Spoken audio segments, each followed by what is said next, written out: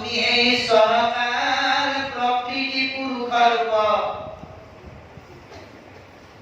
ৰজগুণে ভৰা হাৰিত সংহৰিতে তমগুণ ধৰা তুমি বাৰে বাৰে ভক্ত ধৰা জগত পালিত এ মহামহী জলজ্যোতি অনিলয়া কাকয়ানী ইন্দ্ৰিয় দেৱতা বুদ্ধি মন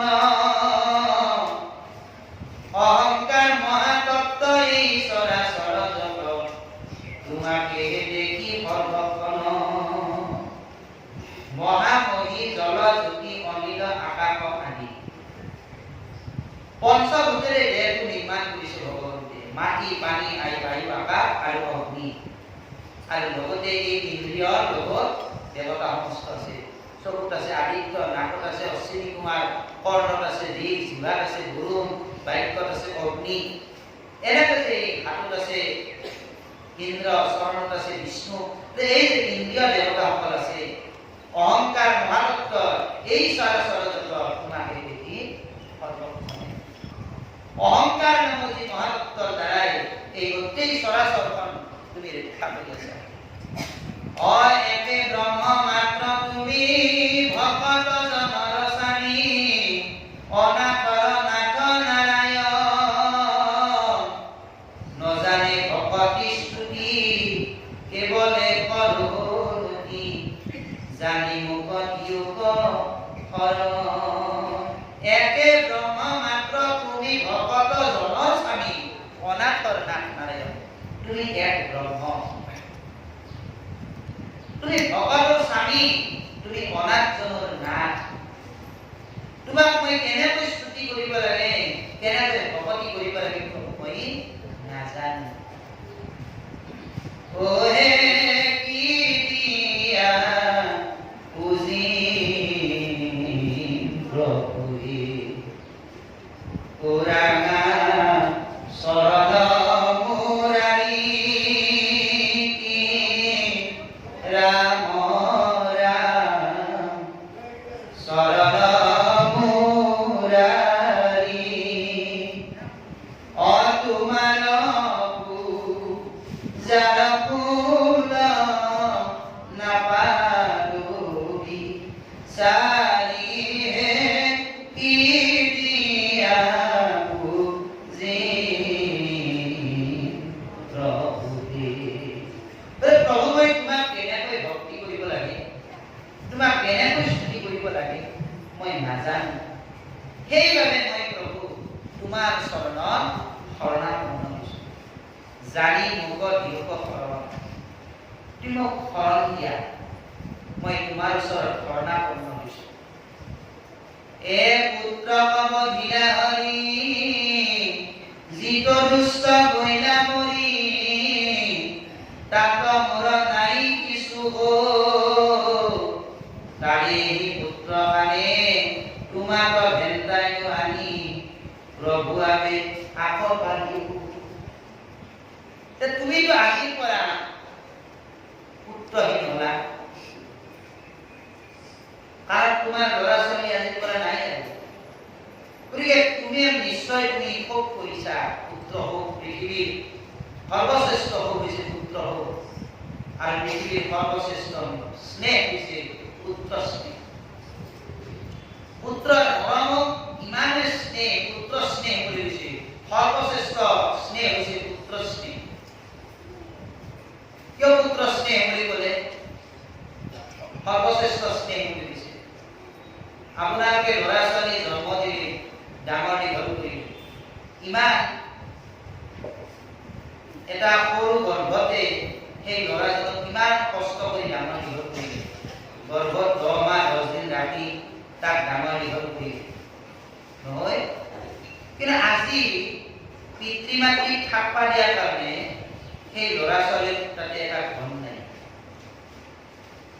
বাপেৰ মাকক ৰাখা এটা ধন হৈছে বুজিছে না কথাটো এটা টাউনৰ কাহিনী কওঁ আপোনালোকক মানে বাপেকে বহু দিনৰ মূৰত পুতেকৰ ঘৰত গৈছে পুতেকে বৰ আদৰ আপ্যায়ন কৰি বাপেকক মাতি দিছে গেল বাপেকে যাই বাপেকক কৈছে যে দেউতা তই আজি আইছা গতিকে তই তোক আজি সন্ধিয়া সন্ধিয়া তোক গাঁৱত থৈ আহিছে মই গাড়ী বাপে কৈছে নহয় ৰে বাপা নাতি দুটা লগত এক ৰাতি থাকবা মই ইমান দিনৰ ঘৰত আহিছো বলে নাই দেউতা তোৰ কাৰণে থাকাৰ ব্যৱস্থাই নাই যে বাপে কৈছে বলে এনে হলে এই ঘৰটো এই ৰূপটো কাৰ কাৰণে বাচ্চা এইটো মই দৌৰি থাকবা পাৰো বলে সেইটোত আমাৰ টমি থাকে টমি আৰু নাই পালা আমাৰ অসমীয়া মানুহবিলাকৰ যিয়ে অলপমান টাকা পইচা ধনী হ'ব কুকুৰটোৱে কিন্তু মাক বাপেকক কুকুৰটোৱে মৰমখিনি আমি মৰম বিলাবই নাজানো আমাৰ হৃদয়ত থকা মৰমখিনি ঈশ্বৰে আমাক ইমান সুন্দৰ এটা দেহ দিলে ইয়াক আমাক মৰম স্নেহ দিলে ঈশ্বৰে জন্ম দিয়াতে আমাক মৰম স্নেহ দিলে সেই মৰম স্নেহবিলাক আমি কুকুৰৰ তাতে দিলোঁ কিন্তু নিজৰ আইতাৰ তাতে মৰমবিলাক নিদিলোঁ আমাৰ মানসিকতাবিলাক কেনেকুৱা হৈছে গতিকে সেইকাৰণে কৈছে যে পৃথিৱীৰ সৰ্বশ্ৰেষ্ঠ কিন্তু সেই দেৱতাজনে কোনো প্ৰতিবাদ নকৰিলে হইয়ে বাপা তোহাৰ টমিকো ৰাখবা লাগিব টমিক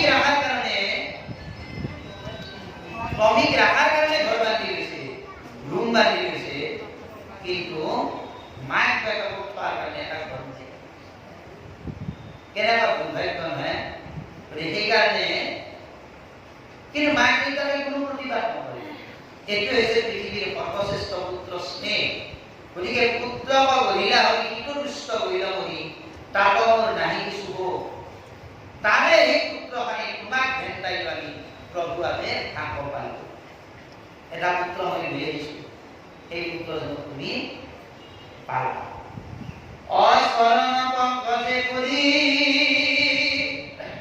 হেৰা প্ৰাণ নাট হৰি নাকি এনে পকিল কৰণে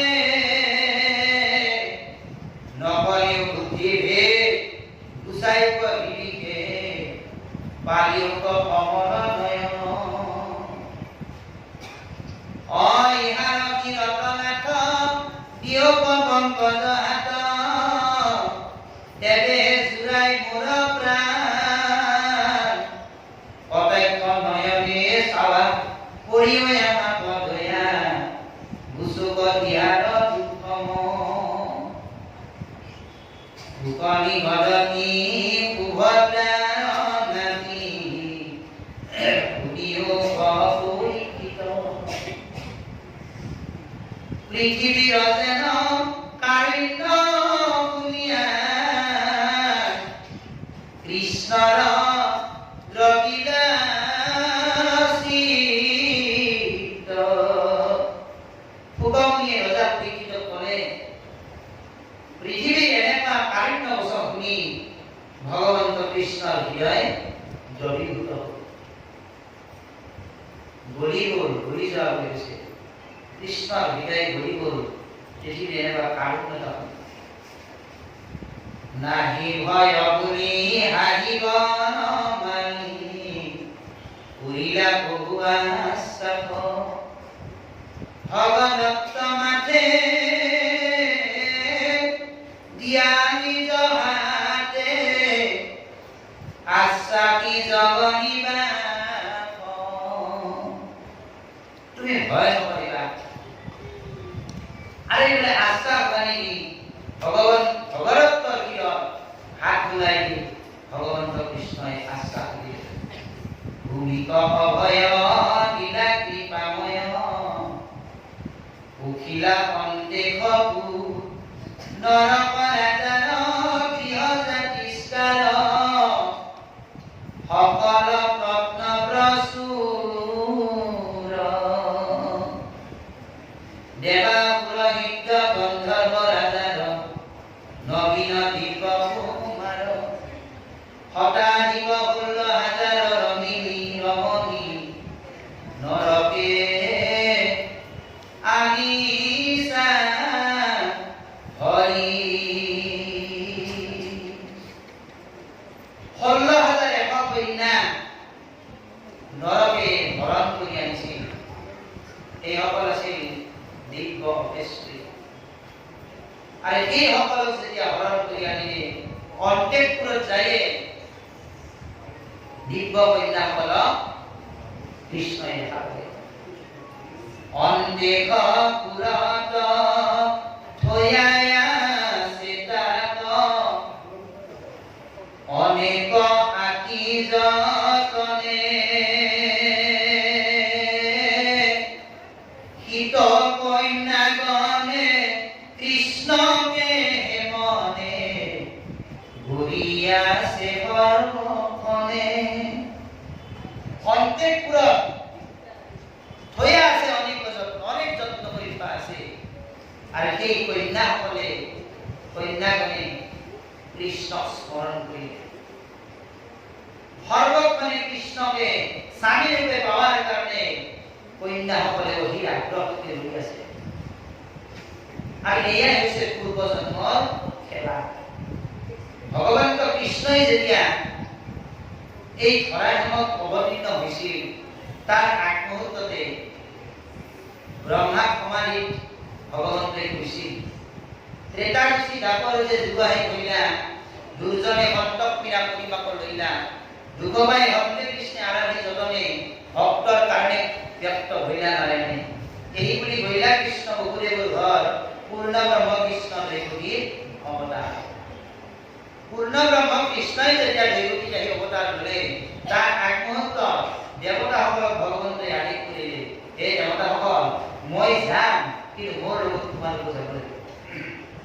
আৰু সেইহেতু ভগৱন্তৰ লগত আহিল ধৰ্মকে যুধিষ্ঠিৰ, বায়ুকে ভীম, ইন্দ্ৰকে অৰ্জুন, অশ্বিনী কুমাৰকে নকুল সহদেৱ, শিৱকে দুৰ্বাসা, শিৱৰ অৰ্ধাংকে যোগমায়া, বিৰজাই যমুনা, বকুশ্ৰেষ্ঠ ধনে হৈছে নন্দ, সতীধৰাই যশোদা, সতীধৰাই যশোদা আৰু বকুশ্ৰেষ্ঠ ধনে হৈছে নন্দ, পুতবাই বসুদেৱ, প্ৰিন্সে দৈৱকী আৰু 16,100 এই যে অপেশ্বৰী আছে তেওঁলোকে আহি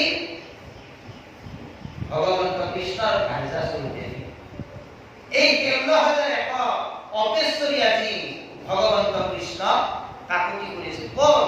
বোলে নৰক নামৰ ৰজাজনে সেই দুষ্ট নৰকে য'ত আনি তেওঁলোকক থৈ দিছে তাতেই তেওঁলোকে কৃষ্ণক প্ৰাৰ্থনা কৰি আছে। তাকম্বাৰয়ে ভকতি জানি ভকত বৎসল হৰি নিজ কৃপা গুণে প্ৰৱেশ হৈলন্ত মধুৰ মুৰুতি হৰি। সেই কন্যাসকলৰ ভক্তিৰ কথা জানি ভগত বৎসল ভগৱন্তই নিজ কৃপা গুণে সেই অন্তঃপুৰত তেওঁ প্ৰৱেশ কৰিলে, য'ত 16,100 আৰ্যা আছে। সেই অন্তঃপুৰত ভগৱন্তই প্ৰৱেশ কৰিলে কেনেকৈ? নিজ কৃপা গুণে। সেইকাৰণে ভগৱন্তক ইয়াতে মধুৰ মূৰ্তি বুলি কৈছে। মধুৰ মূৰ্তি দেখি কন্যাগণে চকিত নয়নে উঠিলন্ত বক্ষণে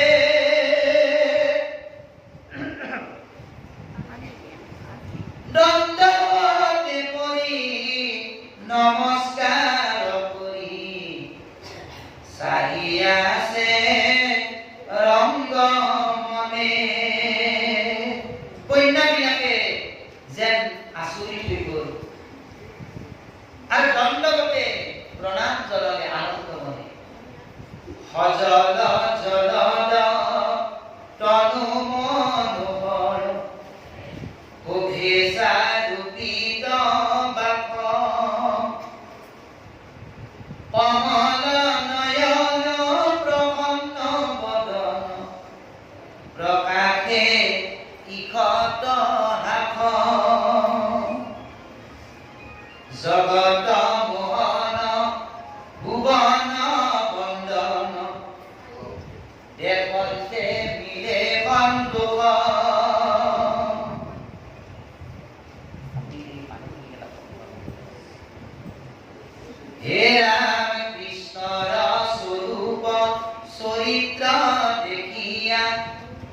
মনে গুণে কন্যা গণে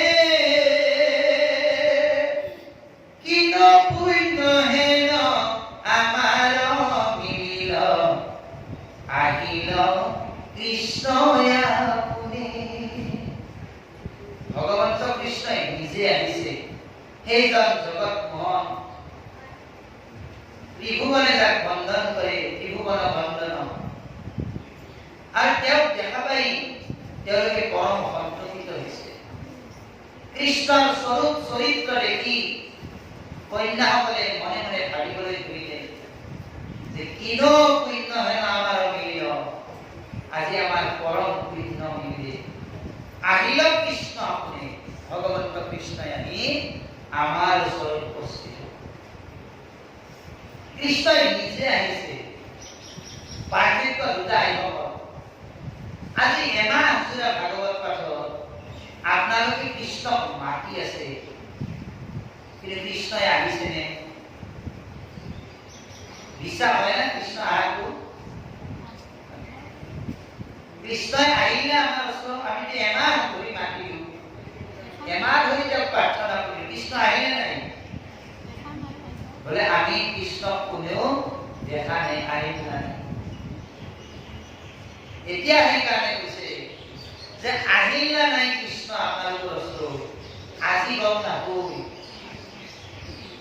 অহাকালি আপোনালোকে গম পাব, যাৰ মনটো খুব বেয়া লাগিব। কালিৰ পৰা আপোনালোকৰ খুব বেয়া লাগিব, লাগিব নালাগে? লাগি আছে নাই? মানে আপোনালোকৰ ভিতৰত কৃষ্ণ আহিছে। এইটো হৈছে প্ৰেমময় ভক্তি। সেইকাৰণে 9টা ভক্তি দিলে আমাক, শ্ৰৱণ, কীৰ্তন, স্মৰণ, অৰ্চন, বন্দন, দাস্য, কীৰ্ত, পালন আৰু আত্মনিবেদন। এই 9বিধ ভক্তিৰ যিকেইটা ভক্তি দিছে, শ্ৰেষ্ঠত্ব কৰিছে শ্ৰৱণ, কীৰ্তন আৰু স্মৰণ। ঈশ্বৰৰ কথা আমি শ্ৰৱণ কৰি আছো, আমি কীৰ্তন কৰি আছো, বা ইয়াৰ পৰা যাই আমি ঈশ্বৰক স্মৰণ কৰিছো। কালিৰ পৰা আৰু এই কৃষ্ণ কথা শ্ৰৱণ কৰিবলৈ ডিজনীহতত নাপাম। কালিৰ পৰা আৰু এনেকুৱাকৈ আমি কীৰ্তন কৰিবলৈ ডিজনীহতত নাপাম। আৰু একমাহ আৰু 1 বছৰ অপেক্ষা কৰিম। অৰ্থাৎ এইটো হৈছে প্ৰেমময় ভক্তি। গতিকে আজি এই নাৰীসকলে তেওঁলোকে কৈছে যে আজি আমাৰ মহাপুণ্য, পুণ্য মিলিল, আহিল কৃষ্ণ আপুনি। ভগৱন্ত কৃষ্ণই নিজে আহিছে আমাৰ ওচৰত। মনৰ অভীষ্ট প্ৰাণ দেৱ কৃষ্ণ নীলাইল বিধিয়া নিয়া হেন কৃষ্ণয়াবে স্বামী হন্তক কৰিও কবিধি দয়া। মনৰ অভীষ্ট, মনৰ কামনা পূৰণ কৰিলে আৰু বিধি আনি আমাক এই কৃষ্ণৰ লগত সংযোগ কৰিলে। ঈশ্বৰৰ লগত আমাক সংযোগ কৰিলে কোনে? বিধিয়ে। হেন কৃষ্ণ আমি স্বামী হন্তক কহিও কবিধি দয়া। এই বিধি তুমি আমাক দয়া কৰা, এই কৃষ্ণই যাতে আমাৰ স্বামী হয়।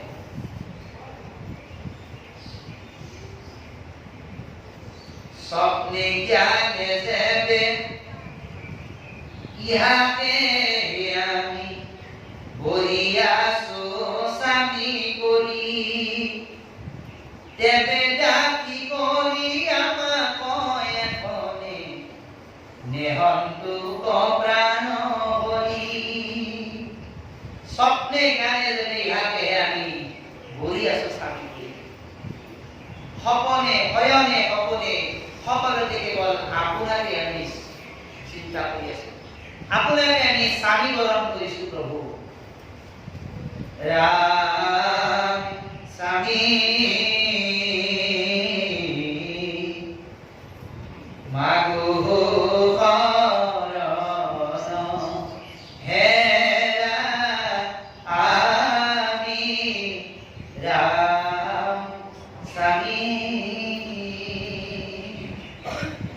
মাগো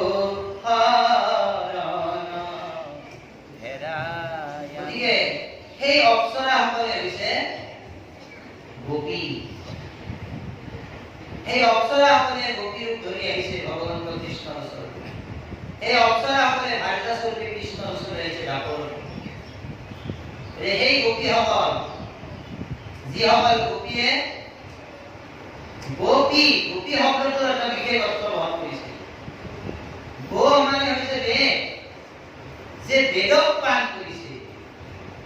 বেদক পান কৰোঁতে নাই বেদৰ বুকুত বিত্ত নাৰায়ণে দৈৱ গীত হন্তে সাক্ষাতে ভৈলা বিদিত জীৱৰ তৰণ হেতু নাৰায়ণে ৰসায়না নিজ জগধৰ্ম বিপুৰী।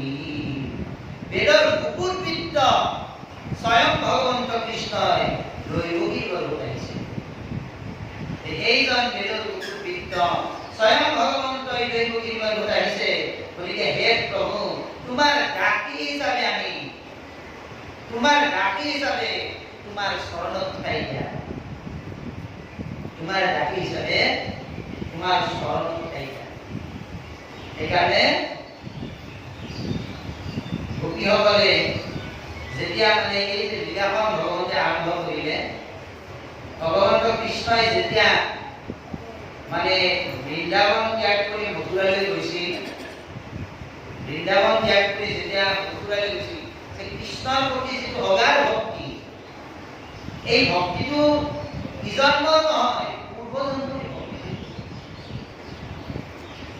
পূৰ্বজন্মৰ পৰাই এই ভক্তিটো আহি আছে। এই সংস্কাৰটো পূৰ্বজন্মৰ পৰাই। আজি যে আপোনালোকে এই স্থানতে ভাগৱত শুনিছে, এই যে আমি যে নাম কীৰ্তন কৰিছো, আপোনালোকে যে ভাগৱত শুনিছে বা নাম কীৰ্তন বা ঈশ্বৰৰ নাম যে লৈছে, এয়া ইজন্মৰ সংস্কাৰ নহয়, এয়া পূৰ্বজন্মৰ সংস্কাৰ। আৰু পূৰ্বজন্মৰ সংস্কাৰ থাকিলে আমি ভকতৰ ৰূপ পাম। এয়া ইজন্মৰ নহয়, এয়া হৈছে একমাত্ৰ পূৰ্বজন্মৰ সংস্কাৰ। সেইকাৰণে হৈছে পূৰ্ব সংস্কাৰে জীৱে বাপমা কৰি গীতাত কৈছে, পূৰ্বৰ যদি সংস্কাৰ আমাৰ নাথাকে জীৱনত, তেনেহ'লে ঈশ্বৰৰ নাম ল'ব নোৱাৰো। সেইকাৰণে পূৰ্ব সংস্কাৰটো লাগে। পূৰ্ব সংস্কাৰৰ কাৰণে এই অপ্সৰাসকলে আজি ভক্তি হ'ল। আৰু যেতিয়া বৃন্দাবন ত্যাগ কৰি মথুৰালৈ গৈছিল, তেতিয়া গোপীসকলে গাইছিল, গোপী প্ৰাণ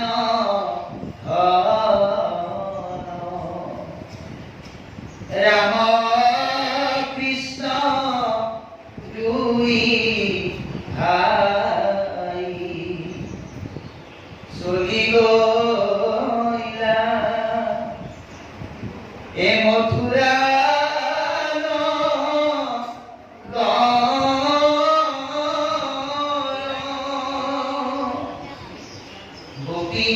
গোপীগণে নারায়ণ হেতু গণে নাখাই তৃণ কৃষ্ণ বিজে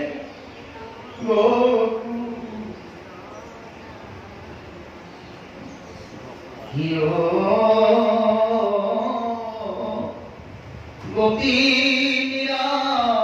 প্রাণ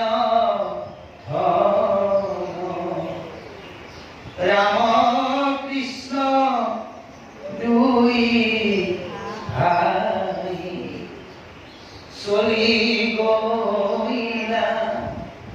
এই যে আজি মই এটা বিশেষ কথা আপোনালোকক ক'ব বিচাৰিছো। এই যে ঘোষাটো মই আপোনালোকৰ আগত গালো, এই ঘোষাটি মোৰ জীৱনৰ লগত এটা ঘটা কাহিনী আছে, আপোনালোকৰ লগত ব্যক্ত কৰিব বিচাৰিছো।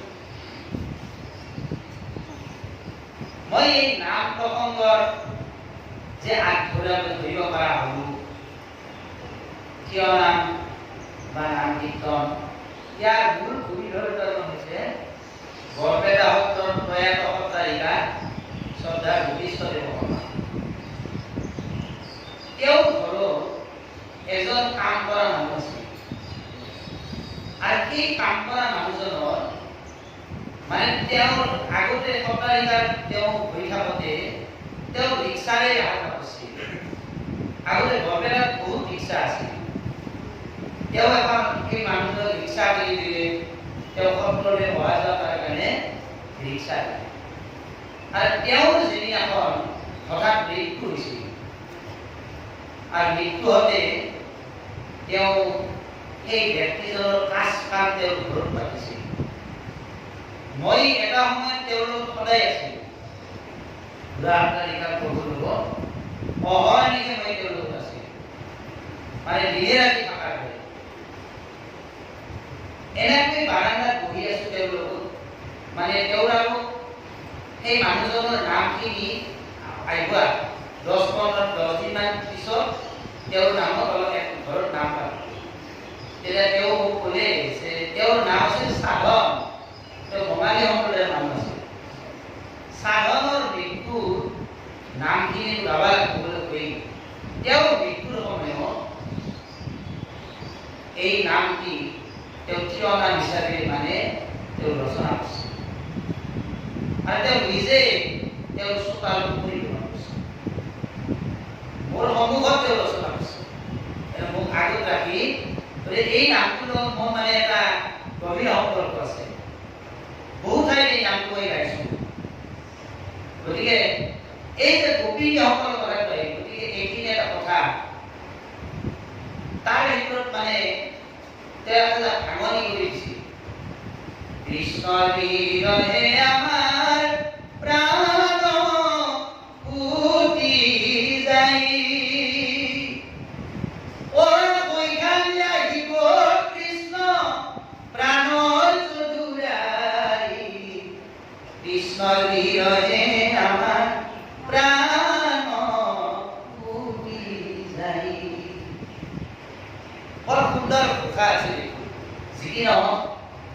তেতিয়া মই তেওঁক সুধিছিলোঁ যে এই যে গোপীৰ কথা কিন্তু আমৰা বোলে সমস্ত ৰহস্য মূল চৰিত্ৰতে গোপীৰ তাতে সোমাই থোৱা আছে।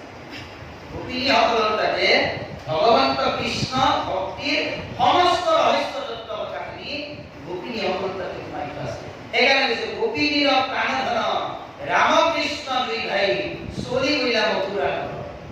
গোপীনীৰ প্ৰাণধন বলৰাম কৃষ্ণ আৰু দুই ভাতৃ আজি ক'ত গ'ল? মথুৰা। আৰু মথুৰা যোৱাৰ কাৰণে গোপীসকলে ভাত পানী নোখোৱা হৈছে। আনকি ব্ৰজত থকা সেই গৰু গাইবিলাকক ধান খোৱা হৈছে। কৃষ্ণ বিনে দিনতে আন্ধাৰ। এই গোপীসকলৰ যিখিনি প্ৰাৰব্ধ কৰ্ম পূৰ্বজন্ম তেওঁলোকে আছিল অপচৰা, আৰু সেইসকলে আজি স্বপ্নে জ্ঞানে যেনে সেইসকলে কৃষ্ণক স্বামী ৰূপে পাইছে।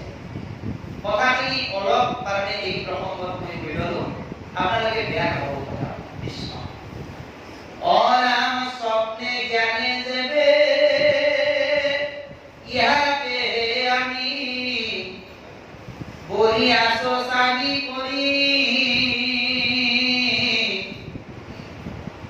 এবে ডাকি কৰি আমাক এখনে নেহন্তুক প্ৰাণ হৰি।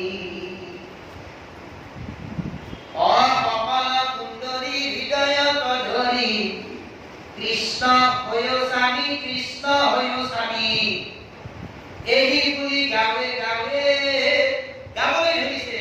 হে কৃষ্ণ, তুমি আমাৰ স্বামী হোৱা, তুমি আমাৰ স্বামী হোৱা। সকল সুন্দৰী হৃদয়তে ধৰি পৰিণত প্ৰেম ভাবে দাসনবাৰ হেন বিনয় দেখিয়া তুষ্ট হৈলা শ্ৰীনিবাস। কটাক্ষ নয়নে হসিত বদনে কৰি প্ৰভু আশ্বাস। সকল সুন্দৰী হৃদয়ত ধৰি প্ৰেম ভাৱে তেওঁলোকে প্ৰেম ভাৱে কৃষ্ণৰ চৰণত পৰি পৰি কান্দিবলৈ ধৰিছে। তেওঁলোকৰ এনেকুৱা বিনয়তা দেখি শ্ৰীনিবাস ভগৱন্তই সন্তুষ্ট হ'ল। নিবাস মানে বাসস্থান, শ্ৰী মানে সৌন্দৰ্য, সমস্ত সৌন্দৰ্যৰ ভিখাৰী ভগৱন্ত, সমস্ত জগস্যাৰ ভিখাৰী ভগৱন্ত। আৰু সেইজন জগস্যাৰ ভিখাৰী সৌন্দৰ্যৰ ভিখাৰী ভগৱন্ত এই অপ্সৰাসকলৰ স্তুতি সন্তুষ্ট হ'ব। কটাক্ষ নয়নে হকিক বদনে কৰিল প্ৰভু আশ্বাস, কটাক্ষ দৃষ্টি ভগৱন্তৰ কটাক্ষ দৃষ্টি গোপীসকলক আশ্বাস দিলে কটাক্ষ দৃষ্টি। এ নানা দিব্য বস্ত্ৰ অলংকাৰ যত দিগন্ত কৃষ্ণে বাক মহা চকু তুলে মাধৱে প্ৰকাশ পঠাইলন্ত ধাৰকাক। নানান দিব্য বস্ত্ৰ অলংকাৰে সভা কৃষ্ণই দিলে আৰু মহা চকুৰ দৰে সভা মাধৱে পঠাইলন্ত দ্বাৰকা। সকলোকে ভগৱন্তই দ্বাৰকাত পঠাই দিলে। হতাশী কপোল হাজাৰ কুমাৰ চলি গৈলা চতুৰ দৰে দিব্য অলংকাৰে তনুজা তিস্কাৰ তাৰাক নজেন চলে। 16,000 কুমাৰীয়ে যেতিয়া চতুৰ দোলাত গৈছে দিব্য অলংকাৰে জাতিষ্কাৰ হৈ যেন চন্দ্ৰমাৰ লগত তৰাবিলাক জৰি আছে। ৰথ গজ বাজি দ্বাৰকা মহাৰত্ন যত ধনয় সংখ্যাত ভাণ্ডাৰ ৰভাল চাই গজৰথ বাজি দ্বাৰকা পলানি দিলন্ত কৃষ্ণে পঠাই। কৃষ্ণই পঠাই দিছে। কৈৰাৱত বংশে উপজি লাগিল সৰ্বশুক্ল চতুৰ্দণ্ড চাৰিধি কচাকি ময়মত হস্তি তাকো কৃষ্ণে পঠাইলন্ত। অনন্তৰে দেৱহৰি গুৰুৰ স্কন্ধক চুৰি সত্যভামা দেৱী ভৱন্বিতে অকুণ্ডলনি বাক লাগি চলি গৈলা অমৰাৱতী ইন্দ্ৰৰ মন্দিৰে উপস্থিত।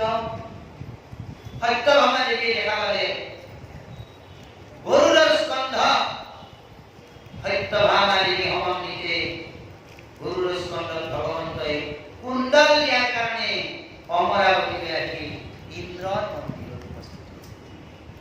দেখিলে গগনে দেখিলে গগন ভংগে ইন্দ্ৰয়াতি মনোৰংগে কৃষ্ণ কপুজিলে বিধিবতে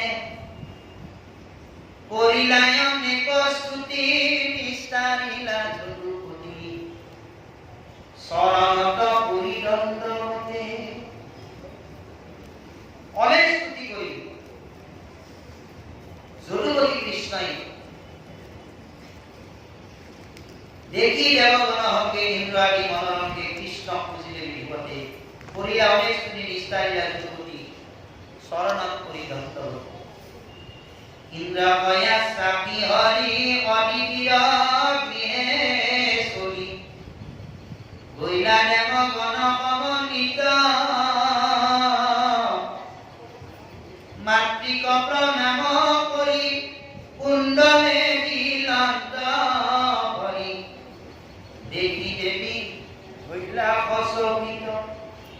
ইন্দ্ৰক আশ্বাস কৰি অদিতিৰ গৃহলৈ কৃষ্ণ গৈছে আৰু দেৱগণ সমন্বিতে মাতৃক প্ৰণাম জনাই ভগৱন্তই অদিতি দেৱী সেই কুণ্ডলযোৰ প্ৰদান কৰিলে। আতি আঠ বেথ কৰি কৃষ্ণ প্ৰৱতি ধৰি প্ৰেমে আপোধিত হুয়াম অনয়নৰ বহে মীৰ মাতিলন্ত ধীৰে ধীৰ মহাস্নেহে শ্ৰৱে দুইশ কিনো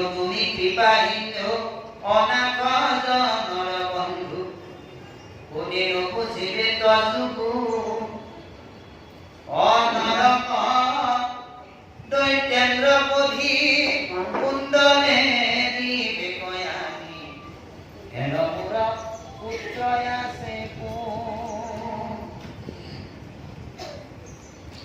হে কৃপা কিন্তু তুমি অনাথৰ বন্ধু তোমাৰ গুণ কোনে বুজি পায় তুমি নৰক নামৰ দৈত্য বধ কৰি কুণ্ডল দিবলৈ তুমি আহিছা হেন মোৰ পুত্ৰ আছে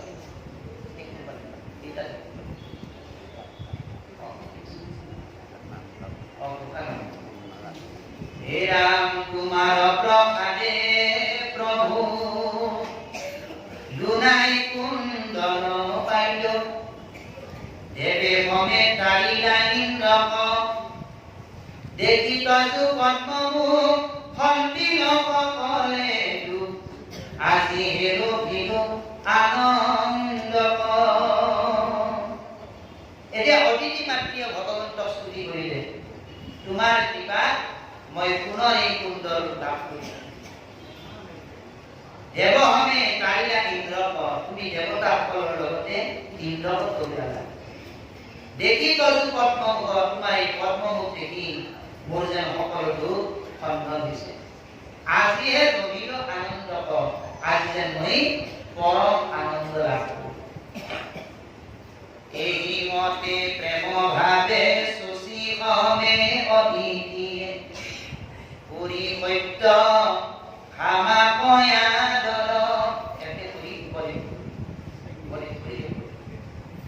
হে স্বৰ্গৰ অতি চিত্ৰ পুষ্প দিব্য বস্ত্ৰ অলংকাৰ মাধৱ পধিলা নিৰন্তৰ মাতৃয়া শ্ৰাপ কৰি গুৰু স্কন্ধত চুৰি জন দ্বাৰকাক চুৰিলা মুৰাৰী দেৱতাৰ যতনৰি এ পেৰিচামে কালিহাৰী যতে কহুন দৰি অবেশুই যে ভগৱন্ত কৃষ্ণ প্ৰদান কৰিলে মাতৃয়ে অতিথি মাতৃয়ে দিব্য বস্ত্ৰ অলংকাৰ বিবিধ পুষ্প ভগৱন্তক দিলে আমাৰ এটা আজি আপোনালোকৰ এটা নিয়মৰ কথা কৈ যাব বিচাৰিছো আপোনালোক সকলে নামঘৰ কীৰ্তন ঘৰলৈ যায় চাৰি স্থানত যদি আপুনি যায় মনত ৰাখিব আমি মনুষ্য জন্ম ধৰি আহোঁতে আমি চাৰিটা দিনত সদায় ঋণী হৈ আহিছো প্ৰথম হৈছে গুৰু ঋণ আমি যেতিয়া গুৰু গৃহত যাওঁ তেতিয়া আমি উদাহৰণে যাব নালাগে কিবা এটা বস্তু গুৰুক দিব লাগে 2 নম্বৰ হৰি এই ভগৱন্তৰ কাৰণে এই সংসাৰখন দেখিলো গুৰুৰ কাৰণে ঈশ্বৰক দেখিলো আৰু ঈশ্বৰৰ কাৰণে এই সংসাৰখন যেন দেখি আছে কোন কৃষ্ণৰ সমান মনোহৰ অমৰাৱতীপুৰ স্বামী জয় কৃষ্ণ ধ্বনি কাৱে শংখ দুন্দুভিৰ সত্যভামা সমন্বিতে আহি যেবে চতুৰ্বৰী ইন্দ্ৰৰকো আহি কিমা পাইলা সেই বেলা সত্যভামা প্ৰণামী স্বামীৰ পাৱে পূৰ্বৰৱ চনকুম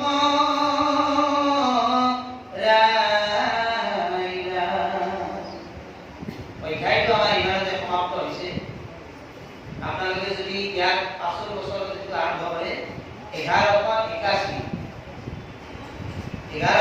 সমাপ্ত অৰ্থাৎ পাৰিজাত ধৰণৰূপে আৰম্ভ কৰিব অহা বছৰ পাৰিজাত ধৰণৰূপে আৰম্ভ কৰিব আৰু উপদেশৰ দ্বাৰাই এটা উপদেশ আছে উপদেশখিনি কৰি দিওঁ দিলো পাৰিজাত ধৰণৰ